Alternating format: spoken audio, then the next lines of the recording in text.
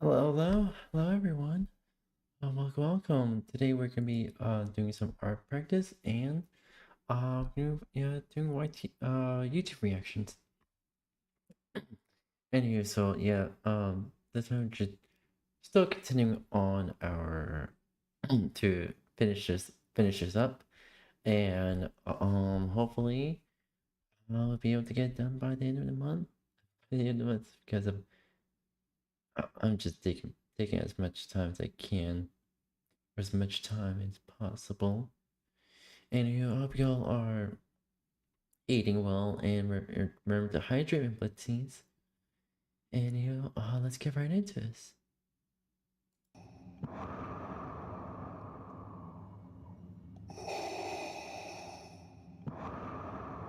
Oh, nostalgia. What is this? I mean, yeah, it's the sound of the greatest villain in movie history, at least in my opinion, but like, that's not a thing. Villain sounds, most villains don't have sounds. What even is that phenomenon? And what is the sound communicating? Why does it need to be here? What is it Yes, it contributing to? needs to What be here whole because character is cause this a it is. component of? And what does that component do for this whole? And what does a component of this type do that something like a catchphrase or another attribute doesn't do? And obviously, this isn't a video about like the sound of Vader's asthma or whatever. I want to understand the greatest villain in movie history, or at least advance my understanding of him. This is one of my favorite characters of all time, one of the most brilliantly executed character arcs Mm-hmm. of all time, and that arc is the backbone of possibly the greatest franchise of all time. So there's a lot to talk about here, but I do want to start very, very simply with the breathing. It is so iconic, but what is it? And the reason why I'm starting here is not just, oh, quirky, interesting place to start the video. No, this is where Star Wars itself starts. I think a lot of people forget about this, but Vader's first scene has no dialogue whatsoever. He's actually barely doing anything in the scene. He walks in, the music swells, and then it gets quiet, and then we just hear the breathing. That is the focal point Yeah, of the first scene of the greatest exactly. villain of all time. So this is important. Clearly, this is a cornerstone of the villain experience Star Wars wants to build with this character. So yeah, we gotta understand this. So let's just take a moment and listen.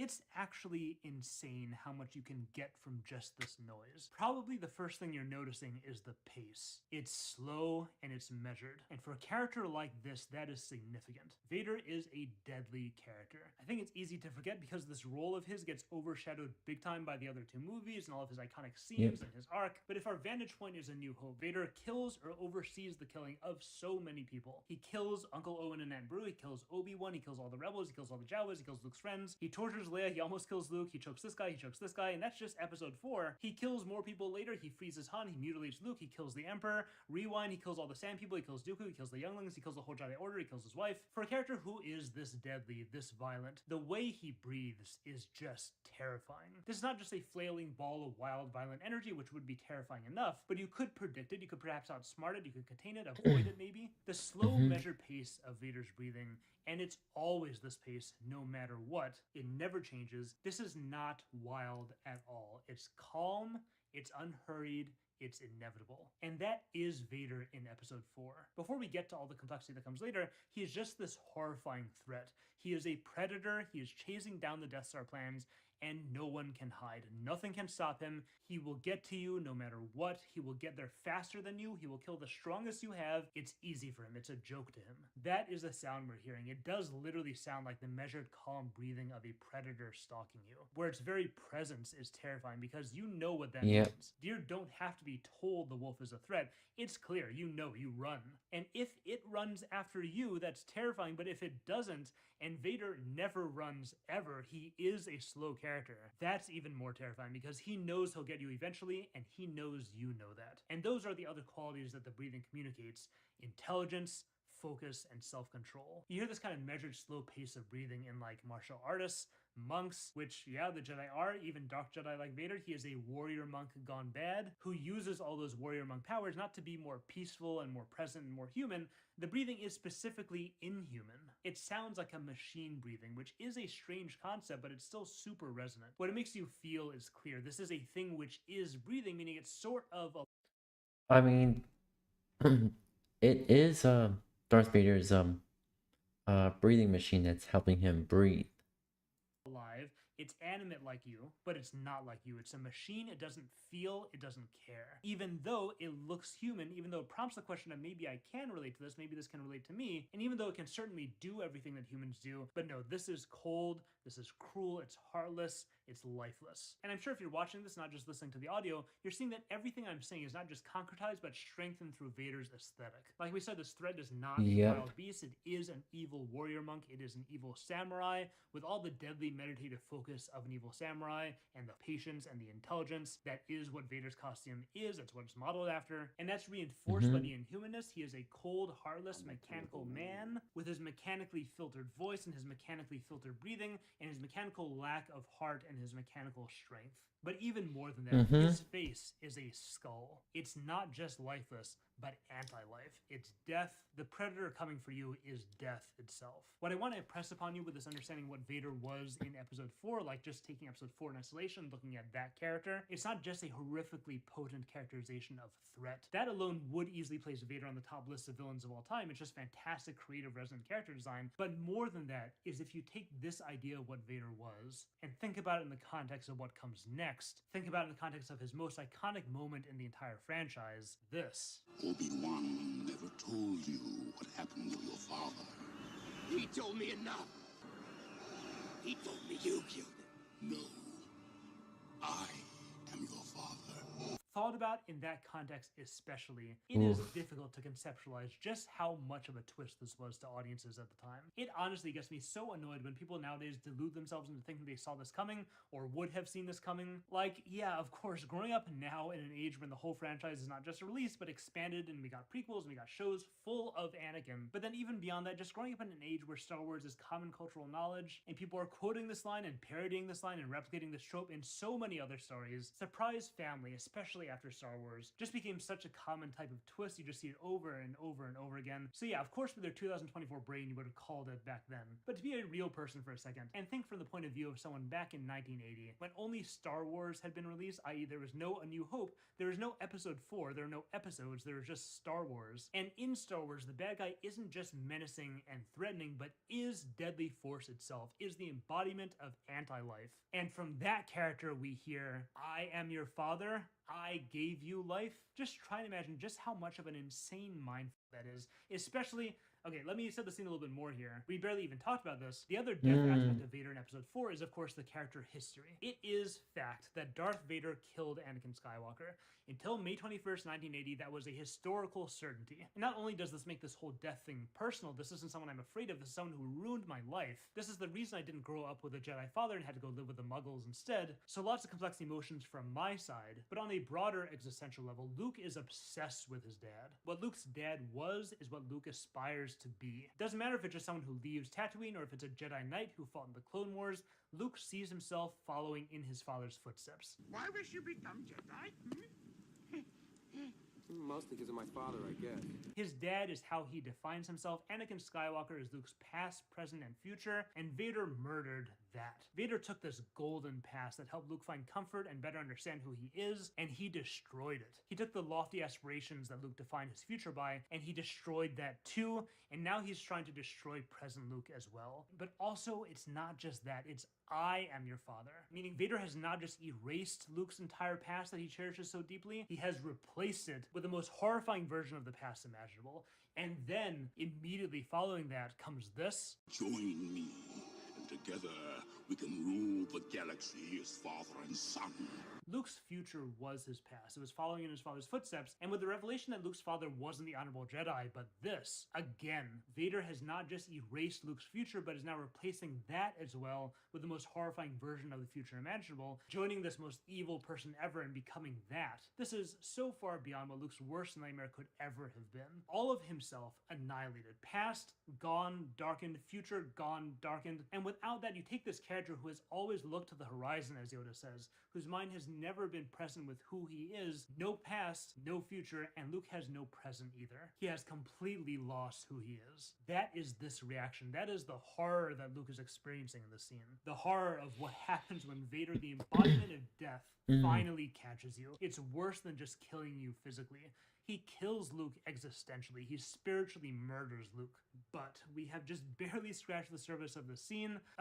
my God, I just love these movies so much. I just want to highlight something on a writing level here. I think this is a phenomenon everyone should be aware of if you're trying to not just write good stuff, but great stuff. And it applies to way, way more than just depth. Experiencing something really high quality is nice, it's a good experience, but when something is like good quality, and then you have the experience of it exceeding your expectations, that is something you remember. That is the type of thing that becomes your favorite thing ever in my experience. Every favorite thing for me has had that period where I'm like, okay, I'm liking this, and then all of a sudden, oh my God, how does this have any right to be this amazing? Star Wars was already beloved. It already has a really good story. And then this moment wasn't just itself great, but it signaled a shift in depth. It wasn't just a plot twist. It wasn't just a character twist. It was a depth twist. It was a meaning twist. You think you're getting a story whose scope of meaning is like this, and then they do I Am Your Father, and in an instant, the entire story experience has just magnified its own complexity by like an exponential factor. It's like watching a checkers game and then the pieces suddenly become chess pieces. The story you love is going to give a whole nother level of emotion, of character development, of story awesome. You don't even know whether it's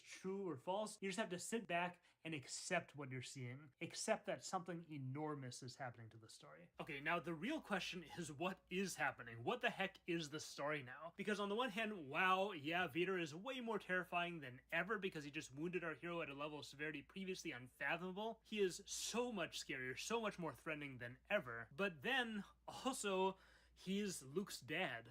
Luke's dad is alive. That is overturning like the main starting point of the entire story. And I'm not saying that in a bad way at all. I'm saying that in a what is this way? What does that do? The story cannot continue on with the good guy versus bad guy dynamic from before, because now it's like, well, what is Vader exactly? Luke had all this love, all this longing, all these positive aspirations connected to his dad, and that's still there. That can't just go away, at least not without being processed somehow. This is what Luke's whole life has always been about. It was already complex, and now it just got impossibly complex. And by the way, it would seem that there are still people who expect Luke to kill Darth Vader. That also doesn't just go away. Obi-Wan is still heavily implying that even pretty far into Return of the Jedi. Yoda sort of implies that too. So how's the story going to contend with that? And also, this big reveal isn't by any means like a reconciliation between father and son. They still are on opposite sides of the conflict. They still really want something different for each other and for themselves, and these two sides are mutually exclusive completely. And that also, like, Vader cut off Luke's hand, can't forget about that. So this has just gotten very, very, very complicated. And the scary thing from a writing perspective is that not every story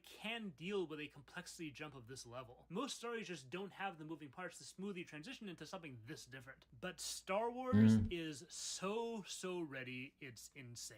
And I will ask you once again to listen. It's terrifying and nostalgic. With media analysis, perspective is really key. It's everything. It's important to get a wide variety of outlooks on life, philosophical diversity, epistemological diversity, cultural heritage, metaphysical frameworks. So, yeah, anyway, so I asked my vet about Darth Vader's breathing, and this is what she said. If I had a dog that sounded like that, breathing, I would be really, really concerned. It's profound. Okay, wait, hold on. I'm being totally serious here, and so here's the main point of her idea. It's a dichotomy. It is both a measure of menacing, like it sounds very menacing, and a sign of vulnerability.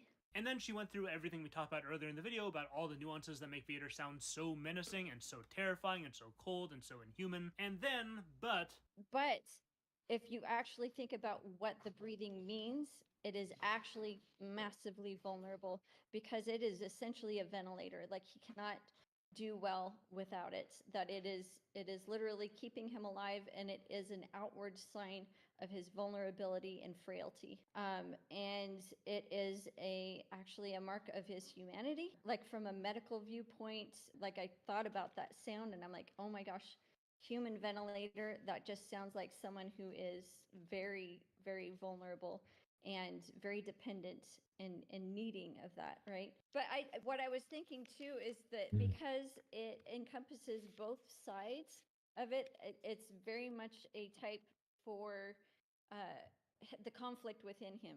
It is such a beautiful setup. It is so elegant. This aspect of Vader, Ooh. which is ever present, it's every moment on screen with him, is emanating opposite symbolisms that just both are there when we need to feel them, without the thing itself changing at all. It's not just that we have two meanings, but that their opposition to each other is reflected, exactly like she said, in the very fiber of what this character is. This inner conflict. Darth Vader, the cold predator, versus Anakin Skywalker, the caring father.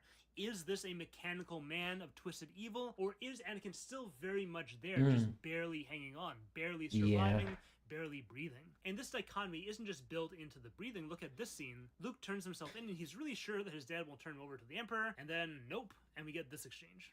The Emperor will show you the true nature of the Force. He is your master now. Then my father is truly dead. But then the scene doesn't end there.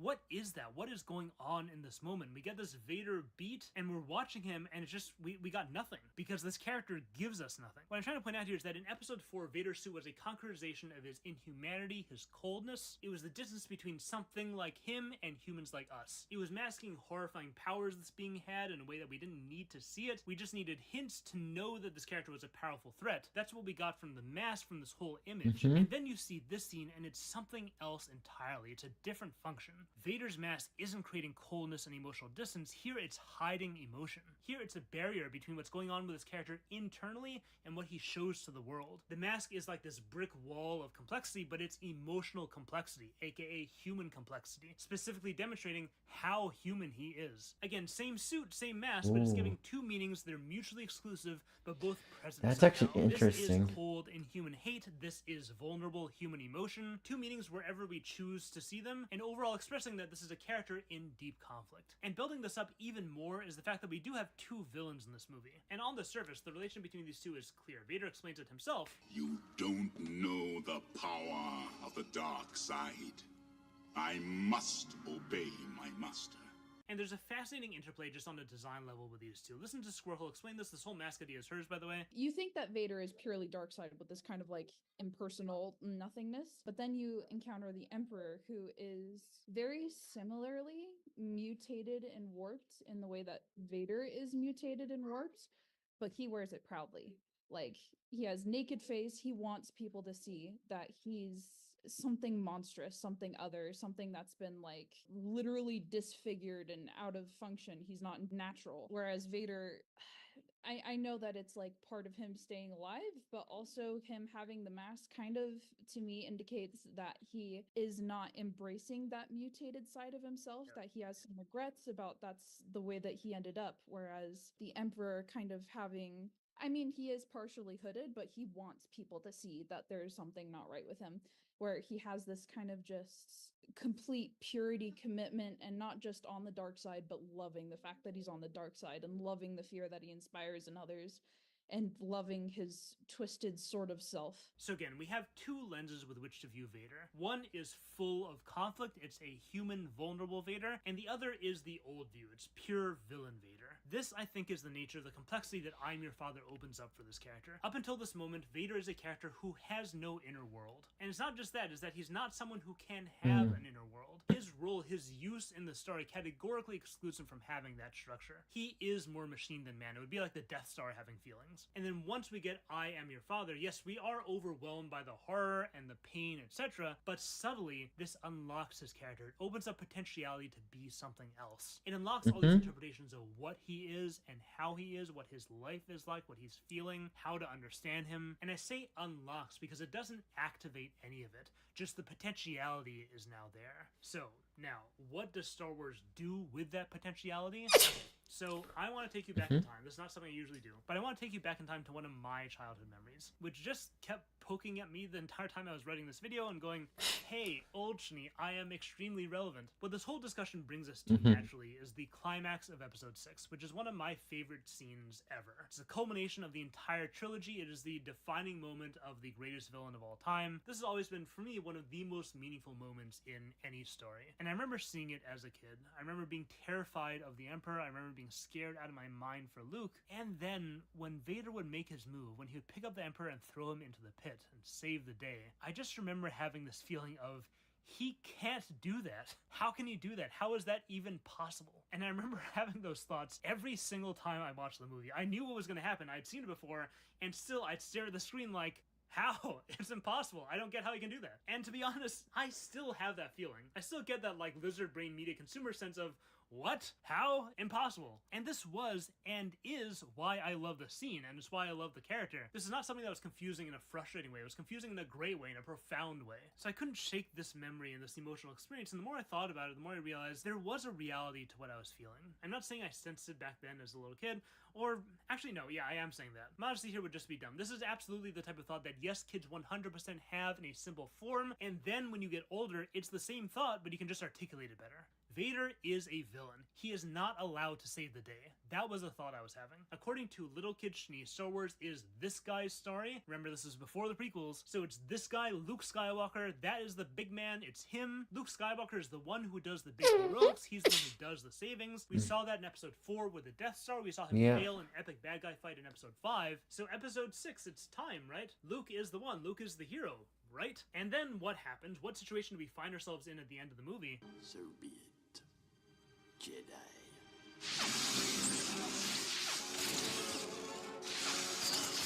It's terrible. It's hopeless. And then in this moment with Vader, what I'm feeling here, if I'm being precise, is not like this is a bad character who becomes good. No, it's way, way more radical than that. The power behind Vader's redemption, as I experienced it as a kid, was that it's almost like Vader becomes a character just to save his son. It's like we're watching something terrible happen, this hero I identify with is dying, and I, the viewer, can't do anything about it. Someone needs to step in, but there's no one. And then it's like the movie itself steps in and rescues the hero. The movie changes what it is. It would be like the Death Star having a change of heart and saving us. This story element, this deadly force, more machine than man, just comes online by sheer willpower and stops the entire trajectory of the story because it's too painful, because someone needs to save us. Combine this with the complexity, with the potentiality we talked about, and we just get the structure that is so effective. Because yes, the breathing could be heard as vulnerability, and yes, the mask could be a sign of conflict, but all of Episode 4, all of Episode 5, and most of Episode 6 gives us no reason to interpret it that way, and every reason to interpret it the opposite way, that this is death, this is a pure villain. Until Vader himself breaks all your assumptions about who he is, about what he is. He's suddenly this living, breathing being of emotion, of vulnerability, of agency, of humanity. And with that moment, immediately, we're hit with this.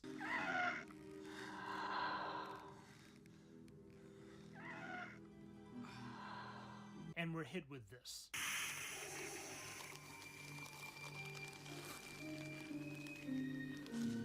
All the complexity we could have ever demanded from this character is already there, and it's been there the whole time, we just didn't see it. What's so powerful about Vader's redemption is that it's not just bad character makes good decision last minute. No, this is a character redefining his entire role in his own story. He's forcing you to go back and hear the vulnerability in his breathing and see the hesitation behind his mask. He forces you to go back and reinterpret entire scenes. When he meets with the Emperor in Episode 5 and he suggests turning Luke instead of killing him, that's not him being sinister, that's compassion. He's practically begging the Emperor not to kill his son in the only way he thinks will work. When he tells Luke to join him, that's not evil villain monologue words. That is a father actually reaching out to save his son. And when he doesn't kill Luke, Luke was right. It was because there was still good in Vader. This was a character who had the entire story working against him. Everyone was telling Luke, you're wrong, Anakin Skywalker is dead, more machine than man, dog on a leash. You go down this naive wishful thinking route and the Emperor has already won, there's no hope for the galaxy. And you know what? Maybe that was true.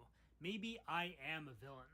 But I can awaken as a protagonist of my own story at any point I choose. I can look at a past that was truly ambiguous and decide, I'm telling you it's this way. I'm telling you my story was leading here the whole time. I'm the one who gets to decide what my journey is. Not you, and certainly not you. What makes Vader's choice hit especially hard emotionally is that he's redefining himself in this deeply personal way. Vader is a political player on the galactic yep. stage. He is a military force unto himself. He is a Sith Lord apprenticed to the most powerful Sith Lord ever, and he chooses to redefine himself as a father. He chooses to see himself not as millions or even billions of life forms see him, not even as he sees himself, not as his worst enemies or strongest allies see him. He chooses to see himself as only his son sees him. That perspective means more to him than anything. I think that gets to the heart of our original question about episode 6, which is, what is the story after the I am your father reveal? It's not just a redemption story. What Star Wars builds itself into, the way it escalates, is by getting more and more personal, more and more relatable, more and more about meaningful human topics. By the end of Star Wars Episode 6, by the time we get to the climax of this galactic drama, we're left with a story that's about my life, a story that's about everyday morality. That's what Star Wars becomes. And that is beyond rare for sci-fi and fantasy, where escalation usually takes the form of just higher and higher stakes. Save the country, save the planet, save the universe, save the multiverse, but save it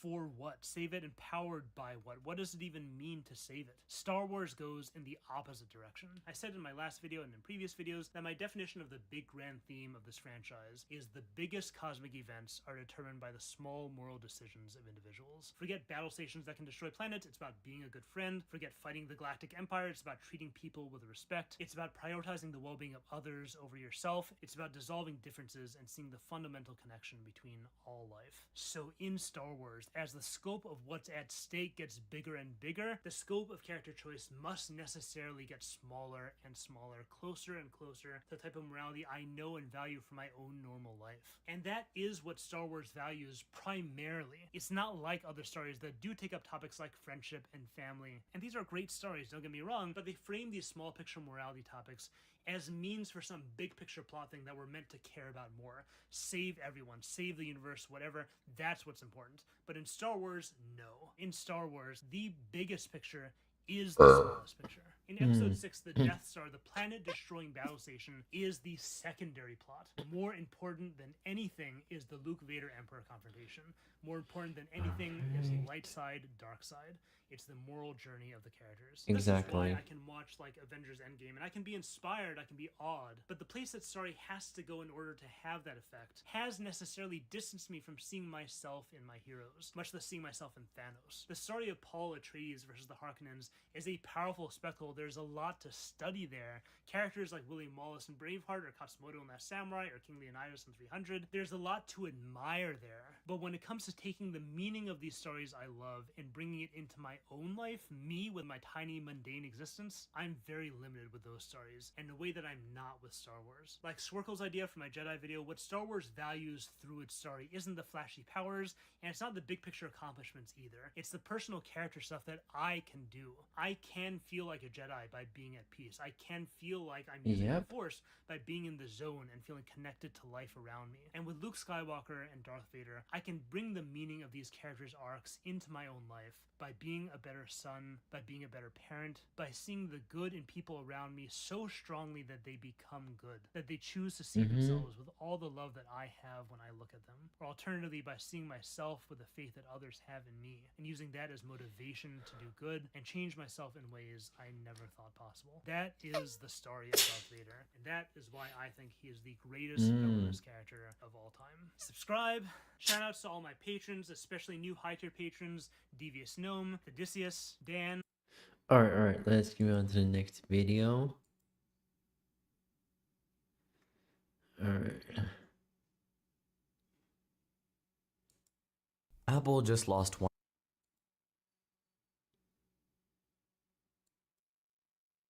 Here we go.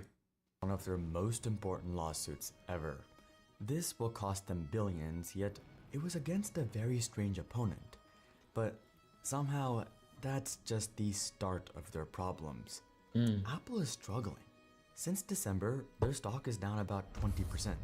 That's almost $1 trillion in market cap. And to be honest, their stock hasn't moved all that much in the last 5 years itself. They're currently the weakest performer of the Magnificent Seven.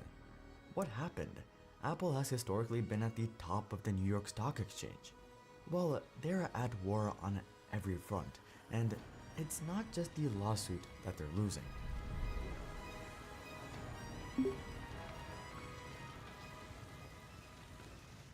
It all began in August 2020 with one small update, and strangest of all, it was in Fortnite, which, if you're not familiar, is one of the biggest games in the world. Epic Games added a new payment option to Fortnite on iOS, a direct pay system outside the app with a 20% discount. Apple immediately removed Fortnite from the App Store, and Epic then sued Apple that very day. Why did Epic offer a discount, and why did Apple ban Fortnite, and why was Epic ready to take Apple to the court the very next day? As it turns out, this was all part of the plan. Let's take a step back. Apple takes a cut from all app purchases, be it paid apps or in-app purchases. For most, this is 30%, and 15% for developers making under $1 million a year. But these purchases had to be in the iOS app. No buttons or links could direct users to make purchases elsewhere, as Apple didn't want anyone to work around their 30% cut. This is why some subscriptions like Patreon were more expensive in iOS. They owned the App Store and they got a huge amount of all revenue just for running the store. No one was a huge fan of this, but it was just the way things were. That brings us to Epic Games and its founder, Tim Sweeney. Epic Games, despite being a $30 billion company, was the underdog. It was a David and Goliath situation against the $2 trillion Apple. But Epic wasn't a small player. Behind them are massive shareholders, Tencent, Walt Disney, and Sony. Why? Fortnite. The game needs no introduction. It makes billions of dollars from Yep. skins and crossovers of pretty much every popular IP and character ever made. DC Comics, Marvel, The Weeknd, Sabrina Carpenter, Star Wars, Halo, LeBron James, One Piece, etc. Epic was making billions from these crossovers. But then there was Apple. From Fortnite on iOS, they were taking 30% of everything. Spider-Man skin, Apple takes 30%. Battle Pass, Apple takes 30% for just hosting the app on the store. Tim wasn't a fan. Even as far back as 2015, Epic's founder Tim Sweeney had been publicly criticizing Apple for this. He believed it was an illegal monopoly. So Epic laid a trap. In 2019, Epic began pouring millions into lawyers and a PR firm. This was Project Liberty. They were preparing for war. Then Epic rolled out the update. Apple took the bait and removed Fortnite, and that very day, Epic filed a lawsuit. Apple's conduct has caused and continues to cause Epic financial harm. Epic is not bringing this case to recover these damages. Epic is not seeking any monetary damages. Instead, Epic seeks to end Apple's dominance over key technology markets, open up the space for progress and ingenuity, and ensure that Apple's mobile devices are open to the same competition as Apple's personal computers. Tim Sweeney wanted to take down Apple's monopoly, but things didn't play out as he hoped.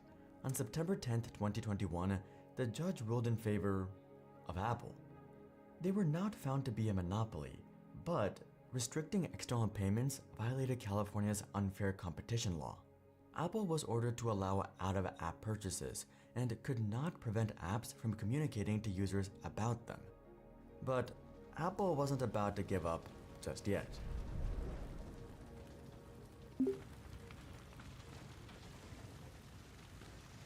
After appeal after appeal, and dragging it through courts and being thrown out of the Supreme Court, 4 years later, Apple finally began to comply in 2024. But it was malicious compliance. Apple rolled out its new terms, and they weren't exactly good. Buttons and links to external purchases were allowed, but it came with a 27% commission fee or an Apple tax with a 3 to 6% processing fee. Essentially, developers could direct users elsewhere, but it was the exact same as buying in the App Store. Things immediately went back to court, and Epic Games argued that Apple was blatantly violating the court order. But somehow, the commission wasn't even the worst part. That was the scare screens. If you ever go to an external link, Apple would give you a message like, "You're about to go to an external website. Apple is not responsible for the privacy or security of purchase made on the web." So, what's wrong with this? Well, even if it's a perfectly safe platform like Netflix, Spotify, or Epic Games, Apple is implying danger made to make users second guess. There also seems to be double standards, since Apple doesn't seem to mind if you follow links in Mail or other apps, only when you leave the App Store to spend money elsewhere. That's when they were suddenly worried about your security. Sounds more like a toxic parent than anything else, yet there's still more. Apple dictates all aspects of these links and it doesn't allow them in the app's ordinary payment flow, and requires developers to open a generic web browser session, forcing the user to log into the developer's website again and search all over again for the digital item they wanted to buy. Essentially, Apple was making it as difficult as possible to do anything except stay on their platform so they get the most money. In response, Apple said it undertook extensive efforts to comply while preserving the fundamental features of Apple's business model and safeguarding consumers. Hardly sounds like fair competition. Instead, like an abuse of a monopoly, and the courts agreed. District Judge Yvonne Gonzalez Rogers didn't hold back. 1. The court found that Apple's 30% commission allowed it to reap super competitive operating margins and was not tied to the value of its intellectual property, and thus was anti-competitive. Apple's response charged a 27% commission on off-app purchases where it had previously charged nothing. 2. The court had prohibited Apple from denying developers the ability to communicate with and direct consumers to other purchasing mechanisms. Apple's response imposed new barriers and requirements to increase friction and breakage rates with full-page scare screens, static URLs, and generic statements. But here's where it gets really good. Judge Rogers continued by saying, to hide the truth, Vice President of Finance Alex Roman outright lied under oath. Internally, Philip Schiller had advocated that Apple comply with the injunction, but Tim Cook ignored Schiller and instead allowed Chief Financial Officer Luca Maestri and his finance team to convince him otherwise. Cook chose poorly. The court refers the matter to the Northern District of California to investigate whether criminal contempt proceedings are appropriate. This is an injunction, not a negotiation. There are no do-overs once a party willfully disregards a court order. Apple had lost and Epic had won. The long national nightmare of the Apple tax is ended, said Sweeney. Within days, the App Store guidelines were updated and everyone quickly took notice. Spotify quickly rolled out payment options outside the iOS app. Patreon announced creators can receive payment. What the video doesn't talk about is basically that California court also imply that if they continue to be maliciously compliant and continue to just ignore court orders, is that they will be barred from doing business in California. That means they would have to remove their HQ. They would have to move their HQ somewhere else. They would have to stop supporting Apple Pay in the state of California as well. And basically, they were not allowed to do, if they continue to ignore, basically, for people who are not in America, basically, if a company blatantly ignores court orders, either one, they can receive a large fine, which most likely it's insignificant to large companies in general. Or two, this is more of the extreme. This is more of the extreme. Basically, company will be had federal limitations put on them. Brain. Trying to find the right source here. Okay, to put it in short, either comply with the law or be kicked out of the country. That's what telling companies basically that. Payments directly. Stripe released info on how to let customers buy goods outside the app. And of course, Fortnite was allowed back on the App Store with their new payment options. Whether you like Apple or not, this is a big win for the consumer. I also don't think Tim Sweeney did all this just for consumers, as the lawsuit means Epic will make much more money over the long term. But still, in doing so, things are much better for everyone except Apple, who are now generating billions less. Yet somehow, this is just the tip of the iceberg. They're actually beset on all fronts. This monumental historic court case might be the least of Apple's problems.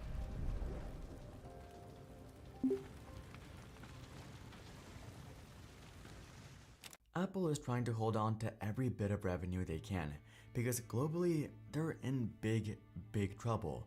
Much of that relates to China. Cook in 2023 revealed that over 95% of Apple's products are still manufactured and assembled in China. Apple isn't just reliant on China, they're entirely dependent on them. The screens are produced by LG and Samsung but assembled in China. Same thing with the processors, manufactured in Taiwan but assembled in China along with the cameras from Sony. Apple has over 1,600 factories in China. Over 5 million people are in some way employed by Apple and their manufacturing partner Foxconn. And it's obvious why. In 2001, when Apple first began their exodus to China, the average annual wage was about 9,333 yuan a year, or about $1,127 US. In America, it was about $30,800, or almost 30 times higher. Not only was it cheaper, but also faster, with much of the manufacturing and logistics sites right next to each other. China welcomed Apple with open arms. Gigantic factories were built, roads were paved, housing for workers were constructed, even airports were built. I was around when they called up the local city and asked them to build another airport because we needed a larger airport to ship out more goods. China made Apple rich and vice versa, but now the costs are catching up. The cost of labor in China has risen. In 2023, it was more than double what it was in 2013. Citizens have gotten richer, more educated, and more skilled, and the salaries in Foxconn and other factories have gradually gone up. And young people in China today aren't so interested in low-cost repetitive factory work, and you can't really blame them. They have breakfast, they go to work, they work a solid shift, they come back to their dormitory, they sleep. It's a very dehumanizing place, and the workers are little more than the machines there. Also, Apple was once the biggest smartphone brand in China, but in 2024, they dropped all the way to third place and only have 15% market share after iPhone sales dropped over 18%, the largest drop they've seen in 8 years. Apple used to be seen as the most premium, high-quality products, but customers aren't buying it anymore. Local brands like Huawei and Vivo have caught up, offering high-quality phones for much cheaper. But that's not even the worst of it. With Trump in office, he began the trade war with China. In particular, in the very near future, we're going to be placing tariffs on foreign production of computer chips, semiconductors, and pharmaceuticals to return production of these essential goods to the United States of America. In February, he placed a 10% tariff on all imports from China, and the next month he raised it to 20%. This was followed by a back and forth between the US and China, which ended with tariffs of up to 145%. To make matters worse, last time Apple escaped these tariffs, but not this time. One Apple veteran said, "The supply chain all goes back to one guy, Tim Cook. This mess is his fault." This isn't just the buck stops at the top, it's that the buck stops with the guy who headed the supply chain, and Tim is the master of supply chain. And that's not even mentioning China's increasing scrutiny of foreign companies like the 2017 China Cybersecurity Law, which requires data generated in China to be stored within the country, or the 2021 Anti-Foreign Sanctions Law. If companies follow sanctions placed on them by the West, the Chinese government will punish them. And most of all, the company law in 2024, where foreign companies in China with over 300 employees must put a Chinese employee on the board of directors. So, what's Tim Cook doing now? How's he navigating this mess? Well, India. Cook has known about this problem for a while, but only now is it becoming a crisis. For a few years, he's been trying to make Apple less reliant on China, keyword being trying. India accounted for 14% of iPhone production in 2024. Impressive, but it shows how slow this is going to be, and it's likely going to be a lot longer than Cook hopes. Predictions indicate India's iPhone production volumes could match China's within 5 years.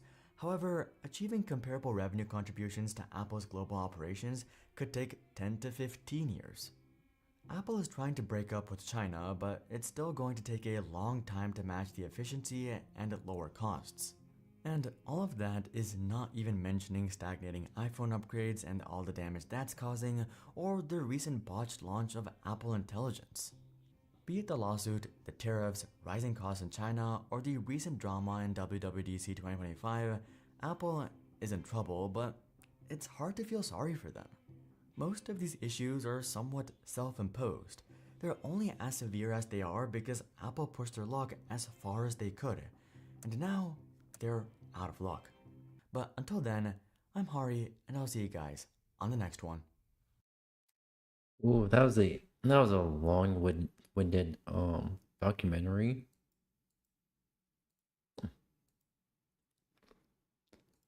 Anywho,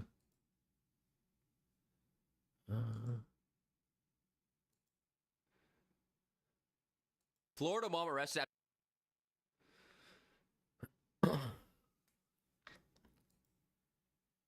here we go.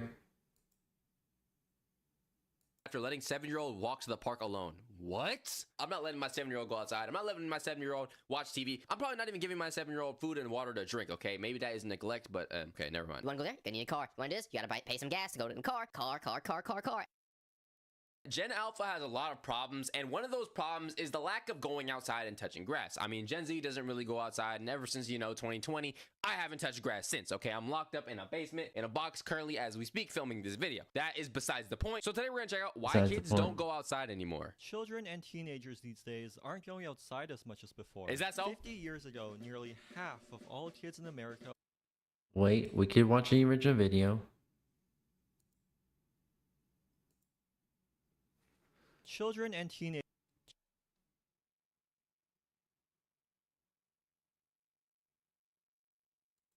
Alright, there we go. Children and teenagers these days aren't going outside as much as before. 50 years ago, nearly half of all kids in America walked or bike to school. Today, it's less than 13%. This is largely due to the lack of independence children have. Parents are more worried than ever about letting their kids go out on their own, because look at all these kidnappers outside. Look at them. However, stranger kidnappings are astonishingly rare, and these cases are always sensationalized in the media. The real threat to the safety of children are cars. Vehicle collisions are the #1 cause of death among children and teenagers, killing thousands and injuring tens of thousands every year. When you look at how our cities are designed, none of this is surprising. Modern suburbs, and especially American suburbs, are car dependent. Neighborhoods are endless mazes of single-family homes with streets laid out in winding cul-de-sacs. Businesses sit behind giant parking lots with wide multi-lane roads full of high-speed car traffic. This forces you to cross these big intersections designed for the flow of vehicles rather than the safety of people. This creates a vicious cycle where the dangerous streets make parents drive their kids more, but by doing so, they're adding more cars to the problem. Recently, the channel Oh the Urbanity made a video about Miami, and they caught this footage of a school bus having to stop in an angle and block traffic just so kids can safely get off. Because drivers literally would not stop. So when everything's too far away and crossing the street is too dangerous, children have zero independent mobility until they turn 16 and get a driver's license. Most of the world sets their legal driving age to 18, and for good reason. Teenage drivers are 4 times more likely to crash than adults, mainly due to immaturity and inexperience. But in most of North America, teenagers as young as 16 can drive unsupervised, and in some places, it's as young as 14. If we had viable alternatives to driving, our legal driving age wouldn't have to be so low, and teenagers wouldn't have to risk their lives just so they can have some independence. Until then, children have to rely on mommy and daddy to chauffeur them everywhere. This is where the soccer mom stereotype comes from, someone who spends all their time driving their kids to and from different activities. In car-dependent suburbia, dropping off or picking up kids from school becomes this massive ordeal, with cars backing up for miles of traffic. These schools may be far away and are sometimes in rural locations, but this is primarily due to sprawling car-centric design. Due to the low density of the suburbs, schools have to consolidate into fewer but larger facilities that are farther away, rather than having more smaller schools that are closer. Regardless, schools being in rural places does not justify the lack of infrastructure. This beautiful video by Bicycle Dutch shows how majority of all children in the Netherlands bike themselves to school, even if it's miles away in a rural area. They can do this because they've built safe cycling infrastructure throughout all their cities and the entire country. We might not build bike lanes across the whole country like the Dutch, but even if a fraction of these kids were able to walk or bike to school, it would make a huge difference for both parents and the development of children. A 2002 psychology study asked elementary school students to draw a map of their path to school, and the results were just sad. The child who walked to school on their own produced this accurate detailed drawing with various landmarks along the way. The child who walked with an adult got the orientation wrong, but still roughly identified the right directions. But this is the drawing from the child who was driven to school. Studies in Switzerland from the 90s found that children who freely played in their neighborhood on their own spent twice as much time outside, were way more active, had more than twice as many friends, and had better motor and social skills compared to kids who played in a park under parental supervision. Without independent mobility, children don't get as much exercise, contributing to the major child obesity crisis in the US. It also prevents them from, going out and socializing. Studies show that children with less independence are lonelier as they have a weaker sense of community, lower sense of safety, and have fewer activities with friends. The emptiness of car dependent suburbia also makes it feel more dangerous. In Jane Jacobs' book, The Death and Life of Great American Cities, she explains the concept known as eyes on the street. It basically means that vibrant and lively streets feel safer as there are more people around and thus more eyes to deter bad behavior. This is why dark alleyways or streets at nighttime feel dangerous. But without people regularly walking by or casual onlookers watching the street, suburbia feels lonely and creepy. If a child were to be kidnapped outside, no one would notice. Over the past few decades, this sense of danger has changed our cultural attitudes towards children being out on their own, to the point where it can literally land you in jail. Like Nicole Gainey, who was arrested and charged with child neglect for letting her son walk to the park alone. Or Deborah Harrell, who spent 17 days in prison and temporarily lost custody of her child, all for letting her daughter play in the park alone while she was working at a nearby McDonald's. An even more ridiculous case was Jackie Kendrick, who got reported to Child Services for letting her two kids play in her own backyard while she watched them inside. Some schools in the US even have rules not allowing anyone to walk at all, so even if you are with your child, you might end up like Jim Howie from Tennessee, who got arrested for picking his kids up from Oofers. Big oofers.